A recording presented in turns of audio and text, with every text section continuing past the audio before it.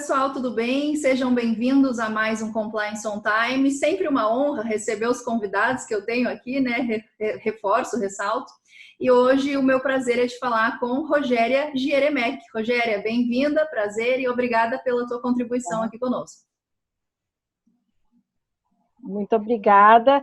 Eu estou muito honrada de estar aqui com vocês hoje. É um prazer falar com você, Letícia, e poder também falar com o seu público.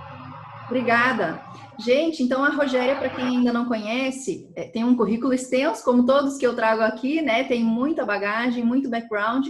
Eu vou dar uma resumida aqui, vocês também fiquem à vontade depois para pesquisar. A Rogéria é graduada em Direito pela Faculdade de Direito de São Bernardo do Campo. Ela também é mestre em Direito Administrativo pela PUC São Paulo. E ela é reconhecida por 2 anos seguidos, acho que esse ano vai ser de novo, como uma das profissionais de compliance mais admiradas do Brasil, 2018 e 2019. Ela também é membro do Conselho Consultivo da Alliance for Integrity e uma das fundadoras de um movimento importante que vocês conhecem, que é o Jurídico de Saias. Desde 2015, a Rogéria é Global Chief Compliance Officer na Latam. E hoje o nosso tema de conversa é sobre gestão de terceiros. Vocês que trabalham com compliance sabem que talvez esse seja um dos grandes desafios que nós temos, enquanto olhar para esses terceiros que são estratégicos para a nossa operação, sem os quais nós não trabalhamos, já é difícil implementar e estender uma cultura para os nossos colaboradores, quem dirá para quem está fora da nossa estrutura. E a Rogéria, com essa grande experiência, vai nos ajudar a olhar um pouco para esse desafio, como fazer, como percorrer essas melhores práticas. Eu já quero começar com você, Rogéria, com a seguinte pergunta. A gente sabe que um dos maiores desafios num sistema de compliance que funciona de forma efetiva é olhar, cuidar e fazer essa gestão desses terceiros. Então, na sua visão, que elementos não podem faltar ao estender as iniciativas de compliance para esses externos, garantindo a maior adesão possível? Como convencer essas pessoas de que compliance importa quando elas trabalham com você? Então, olha só, como você bem falou, né? É uma parte muito importante hoje de qualquer empresa, esse pessoal que vem para agregar, ainda mais depois que a gente teve a reforma trabalhista. Então, aumentaram os terceiros nas empresas, o que a gente chama internamente de colaborador, ou seja, é aquele terceiro residente, é o terceiro que trabalha no dia a dia. Claro que ele tem o regime de trabalho que vem da empresa empregadora dele, mas ele está no dia a dia conosco. Então, a gente tem as várias figuras. Tem o terceiro residente, que é esse que eu estou comentando, tem o terceiro que vem, faz o serviço e volta, tem todas as maneiras, e você tem que aprender a lidar com esses. O mais complicado, a meu ver, é o terceiro intermediário, ou seja, o TPI, como nós chamamos lá, que é o Third Party Intermediary, que é o terceiro que nos representa perante o poder público. Então, podem ser os advogados, podem ser os despachantes aduaneiros, os GSAs, General Sales Agreement, que acabam fazendo as vendas e podem fazer vendas para o poder público também. Então, a gente tem que ter um cuidado especial com esses terceiros, um tratamento especial. Você perguntou como convencer. A gente convence, como tudo na vida, pelo amor ou pela dor. Então, para convencer pelo amor, o que é feito? É feito todo um trabalho no sentido de dividir com essas pessoas, na verdade, com as empresas delas, e aí elas fazem o deployment, esqueci a palavra em português, fazem o desdobramento, por assim dizer, com relação a eles. Algumas vezes a gente treina diretamente, mas não é sempre. Então, como que a gente faz isso? A gente tem um programa, na verdade, para a contratação de terceiros. Muito sério, muito rigoroso e com foco especial nesse tipo de terceiro que eu estou comentando, que são os TPIs. Como que isso é feito? É feito da seguinte maneira. Compliance gerencia todo esse processo. Um terceiro intermediário, ele obrigatoriamente tem que ter um contrato escrito, assinado. Não importa o valor da contratação. Eu posso ter, por exemplo, um contrato com um despachante de carro, que vai regularizar uma documentação, e eu pago para esse despachante R$ 500 por mês. Então, o valor não é importante. Num determinado mês, esse cidadão me pede R$ 1.500, porque ele tem que pagar uma taxa específica, e quando volta o comprovante, vem lá escrito que ele teve que dar um agrado para um profissional que agilizou a documentação, porque estava difícil de desenrolar, por exemplo, a situação de um determinado carro. Então, são R$ 1.000, mas R$ 1.000 que podem custar a reputação de uma empresa. Por isso, não importa o valor do pagamento a ser feito a esse terceiro. O que importa, sim, é que, se houver um risco, ele vai ser monitorado. Então, qual é o ponto principal? Desculpa, que estão fazendo uma obra aqui do lado e resolveram começar agora. O que importa especificamente? Pois é, a gente estava até comentando isso um pouco antes de começar. O que importa é que a gente tenha esse total controle. Então, a gente tem que ter o contrato obrigatoriamente tem que ter a cláusula anticorrupção, com as penalidades do que vai acontecer caso aquilo não seja devidamente cumprido, obrigatoriamente due diligence, uma due diligence muito bem feita, e aí depois a gente pode falar mais longamente sobre como que a gente faz a due diligence, nível 1, nível 2, etc. Mas existe todo um regramento que é acompanhado por compliance. Apenas depois que compliance dá o ok para aquelas providências todas que têm que ser tomadas, é que efetivamente pode se dar a contratação. Ah, Rogéria, mas e se alguém se adiantar e resolver fazer a contratação independentemente do ok de compliance? Ah, tá bom, não vai pagar. Não vai pagar. Enquanto não tiver absolutamente regular a situação, não vai poder acontecer esse pagamento. A regra é uma regra dura, né? Pelo amor ou pela dor. Então, a gente quer que seja tudo feito às mil maravilhas. Se não der certo, tem a consequência. Muito bom. O que a gente observa, Rogério, até posso fazer aí, pegar o teu exemplo, né? É que em sistemas de compliance maduros, me corrija se eu estiver errada, essa área é vista quase como uma área consultiva para ações estratégicas de outros departamentos. Eu vejo isso em outras empresas, né? E outros profissionais com quem eu conversei aqui, que num segundo, terceiro ano, às vezes num primeiro ano, mas de um programa muito bem implementado, as outras áreas, reconhecendo a importância do compliance, passam a lançar mão dessa ferramenta, entendendo-o como estratégico para o negócio. É aquilo que a gente fala muito de não implementar com excesso de burocracia, mas com zelo e adequação à realidade do negócio. E esse exemplo que você trouxe é extremamente adequado, acho, né? Feliz nesse sentido de dizer, fez sem seguir a regra do que o compliance tinha analisado como um risco para a empresa, não pague. Você fala, a regra é dura, mas é por isso que funciona. Porque as pessoas têm maturidade de entendimento, né? E vocês têm uma série de exigências processuais para garantir que seja feita a melhor contratação possível. Achei muito legal que você mencionou aqui dessas categorias de terceiros, né? E dos terceiros intermediários, como nós vemos muitos que são sensíveis, né, para as empresas. Talvez o pessoal não conheça ainda essa nomenclatura e traz uma riqueza para a gente aí de trabalho no dia a dia. E você mencionou como um dos critérios para garantir essa lisura, né, essa melhor aplicação do processo, a due diligence. E hoje a gente está num cenário de pandemia. Eu queria te perguntar, a gente sabe que diversos desafios têm sido trazidos para essa nova conjuntura.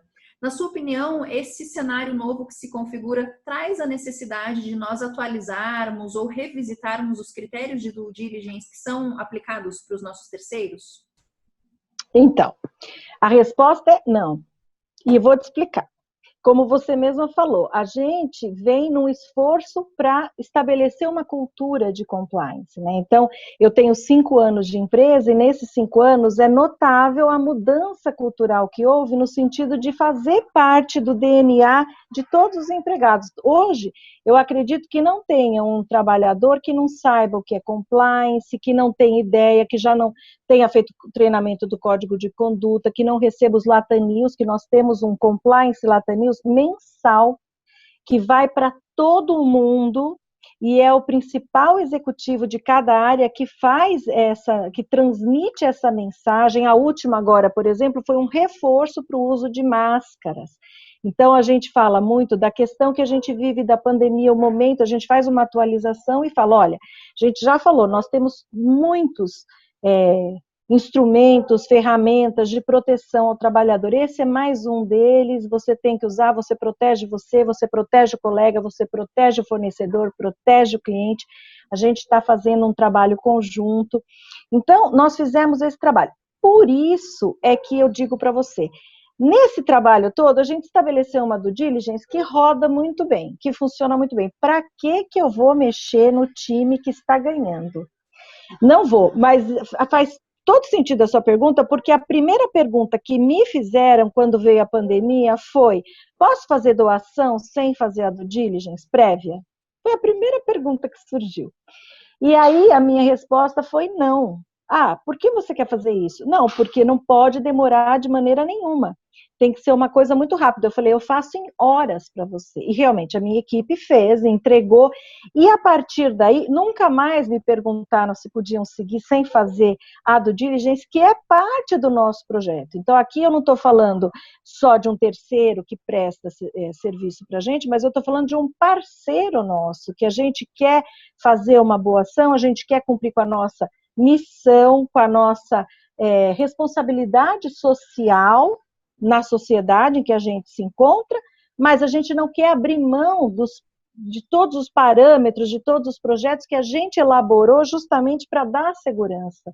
E a própria pessoa que trabalha, ela fica muito mais contente quando ela vê que as coisas estão funcionando, estão rodando com agilidade. Se você me pergunta qual é a diferença, eu vou te dizer, a diferença é que se antes eu demorava 48 horas para te entregar uma due diligence, e isso era aceitável, isso era ok, era um prazo bastante razoável, hoje eu tenho que fazer a mesma due diligence num prazo muito menor. Então, em 4 horas, por exemplo, eu tenho que te entregar e na mesma qualidade que eu sempre observei, com os mesmos critérios, com os mesmos padrões, a fim de garantir que a gente não se perca nesse momento. E como eu não canso de repetir para todas as pessoas, nós estamos sob uma lupa. Ainda que agora a gente esteja no meio da pandemia, então nós estamos trabalhando todos com as agendas colapsadas, né? Porque as coisas estão surgindo, necessidades que você nem imaginava que você teria que enfrentar e hoje você tem.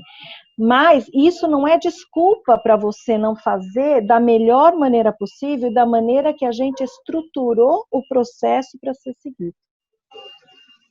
Maravilha. Então, a gente não tem tanto uma mudança no processo de due diligence, mas uma necessidade de agilidade maior, né? Não acho que só nessa frente, mas em outras. E eu vou te fazer a pergunta, então, que acho que todo mundo quer saber. Como é que você está fazendo para reduzir de 48 para 4 horas? Você teve que mudar as prioridades da tua equipe? Você teve que contratar mais gente? Como que você está fazendo essa gestão interna? Então, na verdade, pelo contrário, né? Eu acabei de perder 2 profissionais, porque a gente teve um processo de PDI, né, plano de demissão incentivada, e foram 2. Eu tenho uma equipe pequena, mas é uma equipe muito engajada. Então, quando nós conversamos sobre isso, eu chamei todo mundo e falei, olha, pessoal, é o seguinte, a gente está trabalhando de casa, então ninguém tem tempo com deslocamento, você economiza tempo, né? Para mim, por exemplo, estão sobrando, entre aspas, né, 3 horas e meia por dia, porque eu levava esse tempo de deslocamento. Eu moro em Santo André e trabalhava na Verbo Divino, que é a esquina com a Marginal. Então, todo esse período de tempo, eu ganhei para fazer as coisas. E na minha equipe também tem gente de São Caetano e tal. gente que conseguiu ganhar mais tempo. Então, o que eu combinei? Eu não espero, até como a gente está em casa, eu não espero que a pessoa sente no computador às 9 e saia às 6 da tarde. Aliás, eu nunca esperei isso, nunca foi essa a minha maneira de gerir. Eu quero é o resultado, não me importa o horário. Então, eu falo, se eu pedir uma coisa, se entrar uma necessidade, a gente tem que se desdobrar. Se eu não posso fazer, faz você. Se você não pode, avisa que a gente passa para outro. E a gente está fazendo em força-tarefa mesmo. Aí, começamos com força-tarefa. Aí tem uma moça na minha equipe que é muito boa nisso. Ela é boa, ela é esperta, ela faz muito bem. E ela pegou e tomou para ela e falou, eu faço. E ela é uma pessoa que gosta muito de varar a noite. Tanto que quando eu peço as coisas para ela, eu falo assim, não é para hoje. Eu estou querendo que você comece a trabalhar nisso amanhã. Ela fala, você sabe, né, que eu adoro uma madrugada. Mas também, senão, não tem qualidade de vida, né? Mas é isso que a gente está fazendo. A gente está se desdobrando, dando conta com uma equipe reduzida, mas porque a gente sente que agora é o nosso momento. Agora é o momento de compliance mostrar que veio, mostrar o seu valor, mostrar que ele é parte do business. O business, quando nos procura, ele está nos dando a oportunidade de fazer parte daquele negócio, de fazer parte daquela história. Então, desde que eu fui contratada, eu procurei disseminar o seguinte conceito. Eu acredito que ninguém vai virar para mim e falar, posso dar um dinheirinho para um fiscal? Ninguém vai me perguntar isso, certo? Então, hoje não é mais sim ou não. Hoje é como. Como eu faço as coisas da melhor maneira possível? Como eu faço as coisas acontecerem? Como eu garanto os melhores negócios para a minha empresa com o cumprimento de todas as normas? Esse é o ponto. O Reinaldo Goto traz uma colocação muito semelhante ao que você está falando, que para profissionais de compliance já no nível de vocês, né, nesse nível, a gente usa muito o conceito de fazer a coisa certa quando ninguém está olhando para definir compliance. Diz que o difícil é fazer a coisa certa quando todo mundo está olhando. Nessas zonas cinzentas, em que é difícil tomar uma decisão, que no futuro você vai ser julgado com ferramentas do futuro pelas suas decisões tomadas no dia de hoje. Que foi justamente o que você falou. E é outro elemento que nós verificamos em sistemas maduros, né, além da inclusão dessa área no business, de assumir esse protagonismo num momento de crise. Eu vejo, por outro lado, muitas empresas que não estão se preocupando, pelo contrário, os seus departamentos de compliance. Tive diversos colegas que foram desligados e vem a reflexão, né? Por quê? Será que era um compliance que fazia diferença naquela realidade ou era uma mera proforma que estava sendo cumprida?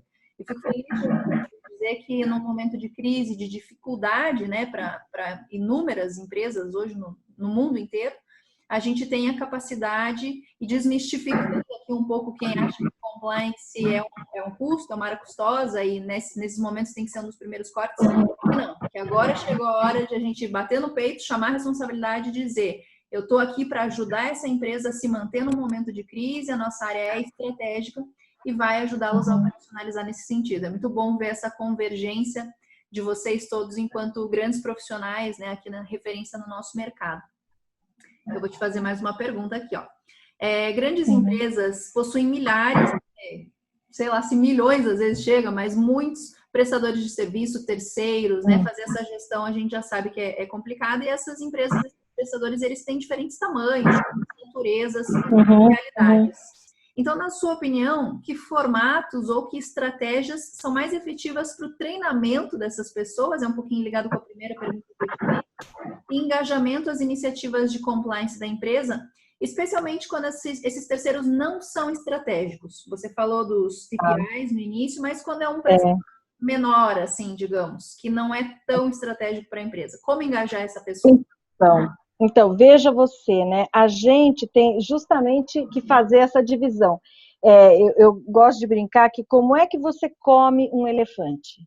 Pedacinho por pedacinho. A hora que você olha aqueles dezenas de milhares de fornecedores, que essa é uma realidade que a gente tem, né, que a gente lida todos os dias, é preciso fazer uma distinção daqueles que são os estratégicos, aqueles que são os TPIs, e aqueles que são os TPIs, até por uma questão de responsabilidade pela gestão, a gente é impelido a fazer um controle e um critério muito mais assertivo, muito mais rigoroso. Os outros a gente jamais pode deixar de lado, certo? Então, o que a gente tem que fazer? Quando o terceiro ele é colaborador, ou seja, ele é interno dentro da empresa, ele vai receber os treinamentos que a população geral da empresa recebe. Então, ele vai conseguir fazer, ele vai participar dos mesmos treinamentos, e com isso ele vai obter esse conhecimento de compliance, e a gente engaja puxando dessa maneira. Hoje eu tenho terceiros que são embaixadores de compliance, porque eles quiseram, para eles é um orgulho, para eles é uma honra, não só para os terceiros, para os empregados também, mas a gente vê essa situação. O que a gente faz com relação ao assim, vamos dizer, a grande maioria? A gente tem o kit compliance, que contém código de conduta, contém a política anticorrupção, e que a gente faz esse kit compliance e obrigatoriamente entrega para os TPIs. Alguns TPIs a gente treina, inclusive, pessoalmente, outros a gente treina à distância, por meio do nossa ferramenta, que é Fox, e a gente consegue dar acesso e faz todo o treinamento online, mas a gente criou um código de conduta para terceiros, e esse vai para todos, para poder atender a todos. É um código que eu tenho, assim, muito prazer de falar dele, porque ele é pequenininho. O nosso código de conduta é grande, robusto, já era assim quando eu cheguei, eu até tive aí uma época querendo dar uma diminuída nele, que eu acho que menos é mais nessas questões, você fica mais objetiva, mas não é possível por uma questão legal do Chile, que não vem ao caso aqui, mas simplesmente não dá. Mas o código de conduta de terceiro saiu com 3 páginas, então ele é super enxuto, ele não tem palavra, vamos dizer, desperdiçada nesse sentido, ele é bastante objetivo, direto ao ponto, e está sendo muito bem aceito. Eu acredito que você tem que direcionar os seus esforços de acordo com a sua necessidade. Todo terceiro é importante, mas aquele que não me represente perante o poder público, eu passo para ele as nossas diretrizes. Todos os contratos da empresa saem com a cláusula de compliance, que é uma cláusula bastante focada no anticorrupção, mas também fala de cumprimentos de normas em geral. E a gente procura fazer essa disseminação no nosso gestor do contrato. Então, o gestor do contrato, ele é treinado para passar a mensagem de compliance. Você fazer a gestão de um contrato não é apenas você verificar se o produto foi entregue, se o prazo foi cumprido, se aquelas regras que foram combinadas entre as partes estão sendo seguidas ou não. É você também saber que existe toda uma responsabilidade por trás, que existe a questão do compliance, da sustentabilidade, de um ambiente de trabalho sadio, que não pode ter assédio moral, não pode ter assédio sexual. Todas essas figuras, vamos chamar assim, são passadas para os nossos empregados que fazem a gestão dos contratos, para que eles possam bem desempenhar essa tarefa. Outro ponto que também me parece muito relevante é o de você observar como que se dá o cumprimento das cláusulas trabalhistas com relação aos empregados que prestam serviço para você. Eu sempre falo que quando você coloca no contrato que você quer receber todos os meses a GFIP do seu contratado, você quer a RAIS dele, e você não faz nada com aqueles documentos, você pega as notas fiscais, pega esses documentos, junta tudo e bota numa gaveta, você está numa situação pior do que aquele que não tem essa cláusula no contrato, porque você tinha os elementos à mão para você verificar se efetivamente as obrigações tributárias, trabalhistas estão sendo cumpridas em relação a uma pessoa que está trabalhando para você, mesmo que não seja um TPI, mesmo que não vá te representar. Eu posso estar falando de limpeza, de segurança, dos clássicos terceiros, que já se podia terceirizar antes, né? Se você não faz nada com aquela documentação, de alguma maneira você pode amanhã se ver numa situação bastante complicada se houver uma irregularidade no cumprimento daquele contrato. Então, é correto pedir esses documentos? Sim, se você tiver alguém terceiro trabalhando com você, sim, mas você tem que verificar o que está sendo efetivado para saber qual é o risco que você corre. E aí existe um risco jurídico, risco trabalhista, por assim dizer, que é um risco que é também de compliance neste segmento, mas é um risco de imagem fortíssimo. Vamos lembrar o caso recente, tem uns 3 anos, de uma grande empresa que foi envolvida por costureiras bolivianas que estavam fabricando as roupas dessa grande marca, uma marca famosa, importante. Ninguém até hoje sabe dizer quem era a empresa quarteirizada que estava fazendo isso, mas todo mundo sabe o nome da empresa, da grandona que vendia aquelas roupas com aquela situação. E aí eu falo para você, se você quando vai contratar um terceiro, você só se preocupa com o preço, e aí você tem alguém que te cobra R$2 por peça costurada, e vem alguém e oferece 70 centavos a peça costurada, ninguém faz milagre. Alguma coisa tem aí. Então, cadê o teu poder de fiscalização? A gente tem cláusula que permite que a gente vá e faça auditoria in loco, é para casos como esse. Você está em dúvida? Vai lá, faz uma visita. O contrato fala que tem que marcar. Não tem problema nenhum, marca. Marca, vai, faz, pergunta, conversa. A gente tem uma missão muito séria quando se trata de terceiros, porque a gente está falando de pessoas. Não dá para simplesmente gestionar ou gerir um contrato de uma maneira, vamos dizer, automática, burocrática. Uma enxurrada de verdadeiras lições práticas para nós aqui. Anotei muitas coisas e só fazendo uma síntese dessa resposta que foi muito rica. Eu queria dar destaque aqui para, extraindo do que você falou, algo muito importante que a gente diz em processos de transformação cultural, que é dar condições para as pessoas executarem aquilo que está sendo solicitado, para executar tarefas, como você bem disse. E aqui você trouxe inúmeros exemplos, né, fechando com esse último aqui, excelente, de auditoria, de você ter a obrigação e a capacidade, enfim, de verificar os seus terceiros in loco e corroborar se a operação que ele está falando na teoria converge com o que acontece na prática. Essa distinção de categorias que você também ressaltou, terceiros sendo embaixadores de compliance.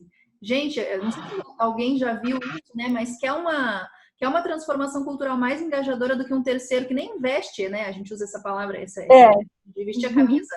De um terceiro que vem vestir sua camisa. Isso é chamar para dentro do time. Nos elementos de transformação cultural que a gente diz, além de dar condição para a pessoa, o outro elemento é se sentir pertencente. Assim ele se sente pertencente a isso tudo também. O kit compliance é a diferenciação de ferramentas para públicos. Então você mencionou ali o código de conduta para terceiros com uma linguagem simples, acessível, se preocupando em chegar a essas pequenas empresas, versus um código robusto que tem questões internacionais envolvidas, com milhares de colaboradores também. E o direcionamento de esforços de acordo com as necessidades. Também achei muito interessante essa colocação no sentido de vamos escolher as nossas batalhas, né? Não dá para fazer tudo de uma vez, como você disse, vamos comendo o elefantinho aos poucos, fatiando por partes, e assim a gente consegue executar o nosso trabalho. Rogéria, quais são os principais riscos envolvendo gestão de terceiros no dia a dia de uma grande empresa? Olha, o principal risco, sem dúvida alguma, é o risco daquele que te representa perante o público, o poder público, de fazer um ato de corrupção. Aliás, essa nossa lei brasileira é a lei Popa, né? Então não precisa nem ter o ato, prometer, oferecer, pagar ou aprovar o pagamento para um ato de corrupção, para o benefício de qualquer vantagem. Eu estava conversando com uma amiga hoje e ela estava me contando que teve um problema, que está resolvendo não sei o quê, e qual era o ponto? A contratação de 2 funcionários para a empresa dela, 2 empregados para a empresa dela, filhos de funcionários públicos com os quais a empresa tinha relacionamento. Então, não precisa necessariamente ser dinheiro na transação, basta que seja uma vantagem indevida. esse eu acredito que sempre vai ser o campeão dos riscos. Se a gente for ao FCPA blog e entrar nos top 10 cases, a gente vai ver que em 10 deles a gente tem envolvimento de terceiro, e é o terceiro intermediário, né, que serve como agente da empresa. Então, sem dúvida, esse é o principal risco. Agora, descendo desse risco, que é um risco que envolve imagem, envolve tudo, eu tenho as outras questões que já são tradicionalmente expostas, né? Eu tenho os riscos também trabalhistas, que ainda hoje, mesmo com a lei mudando, né, as pessoas não podem se esquecer que o terceiro, ele é um terceiro. Então, eu tenho que cuidar para que os direitos, vamos dizer assim, os benefícios que a sua empresa tem, sirvam aos seus funcionários e não aos terceiros que trabalham com você. Porque se você der a um terceiro exatamente o mesmo tratamento que você dá ao seu funcionário, você está fazendo com que esse terceiro não seja terceiro, ele seja um funcionário seu. E isso hoje é um cuidado que tem que ter. A lei mudou, mas não mudou a esse ponto. Então, se a sua empresa, por exemplo, tem home office, e a empresa do terceiro não tem home office, ele virá trabalhar todos os dias. Ele não vai ter home office, porque a empresa dele lá é que tem que decidir se ele vai ou não vai trabalhar de casa. E não você. Você resolve isso com relação ao seu pessoal interno, não com relação ao seu terceiro. E outros benefícios. Então, existe essa separação. Os regimes jurídicos observados devem ser o de cada uma das empregadoras, sem haver confusão. Esse é um risco que a gente nunca pode descuidar. E, Rogério, aproveitando esse gancho, você poderia mencionar algum KPI ou algum indicador interno para avaliar esses níveis de riscos dos terceiros? Que critérios que são utilizados para essa avaliação?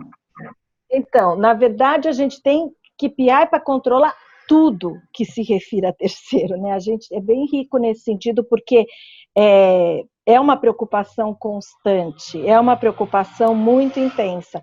Então, a gente controla, a gente tem assim como goal, né, como meta, 100% de contratos firmados acima de X valor, contratos firmados para determinado objeto, né, contratado. Então, assim, a gente, se tem que fazer, a gente vai fazer para 100%, não é 80%, é 100%.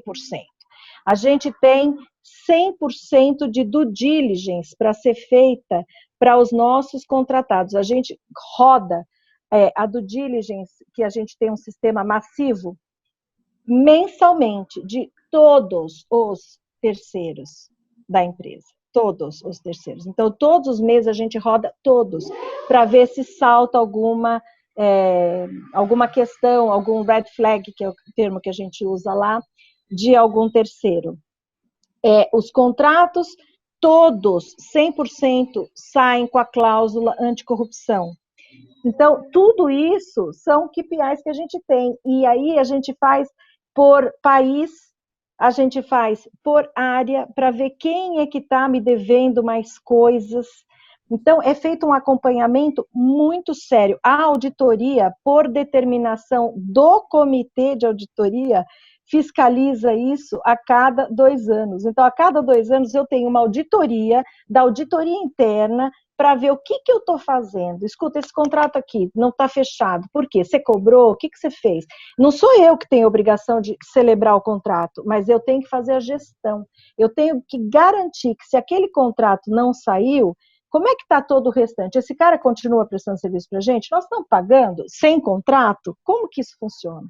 Então, é muito sério, é muito rigoroso mesmo esse acompanhamento. E tem que ser assim. Pessoal, eu espero que depois dessa verdadeira aula de gestão de terceiros, todos vocês que estão trabalhando com compliance tenham pelo menos alguma melhoria para fazer no sistema, porque eu aqui já tive inúmeras ideias para os nossos clientes, são empresas de diversos portes, e com toda essa experiência que a Rogéria trouxe, tem a grande missão e função de melhorar, aperfeiçoar cada vez os nossos mecanismos. Então, Rogéria, eu queria pedir a tua colocação final, enfim, tuas palavras, tua mensagem final para a gente, não só em relação a esse tema, mas a tudo que você quiser expor sobre o compliance em geral. Bom, primeiro eu queria falar da minha satisfação, meu prazer em estar aqui com você hoje. Letícia, eu sempre te admirei e é impressionante como você tem toda essa verba. Eu falo, gente, parece que eu estou falando com uma jornalista tão bem que você Obrigada. se expressa e com conhecimento consegue. Eu, às vezes, não vejo essa mesma desenvoltura nas repórteres que eu vejo na TV Ai, meu Deus, em eu que vou emissora agradecer de aqui. TV. Fico Não, até é emocionada. verdade. Fora a figura linda que você é e com tanto conteúdo, então assim, eu estou honrada de verdade de estar aqui. Queria falar para todo mundo que compliance é uma paixão. As pessoas que conhecem o compliance, elas se apaixonam. E a cada dia a gente vê mais gente vindo para a nossa área para somar, porque realmente eu falo sempre para todo mundo, é a esperança que a gente tem de um Brasil melhor, de um mundo melhor. No nosso país, a única saída que nós temos para ter um futuro melhor para os nossos filhos e netos é o compliance. A outra saída, também, como eu sempre digo, é o aeroporto de Guarulhos, que você pega o avião e vai para outro país onde o compliance é levado a sério. Então, acho que a gente já fez muito, mas a gente ainda tem muito a contribuir para que essa seja uma realidade de todas as empresas, grandes e pequenas. Olha, para mim é uma honra, ganhei meu dia com esse elogio, fiquei muito lisonjeada, porque, como falei, você é uma grande referência, uma inspiração. Eu agradeço mesmo, tento dar o meu melhor aqui para transmitir o conhecimento da forma mais acessível para as pessoas que trabalhem ou não com compliance, justamente seguindo nessa missão de nós entendermos esse meio como uma ferramenta de chegar no nosso propósito, no nosso objetivo final. Então, agradeço muito por você ter contribuído e participado nessa caminhada, que é uma luta de todos nós. Estou sempre à disposição, as portas aqui estão abertas para quando você quiser voltar a falar de outros temas. E muito, muito obrigada mesmo. Nos vemos numa Eu que próxima, agradeço. né? Espero que em breve, Sim, fisicamente, aí nos eventos. sim, espero que sim, sem a martelação de agora há pouco. Sem problemas. Foi, como eu disse, o Tá charme da bom. do Ah, é. office aqui, da nossa conversa. Obrigada. Obrigada mesmo, viu? Um beijo grande. Beijo. Tchau, tchau.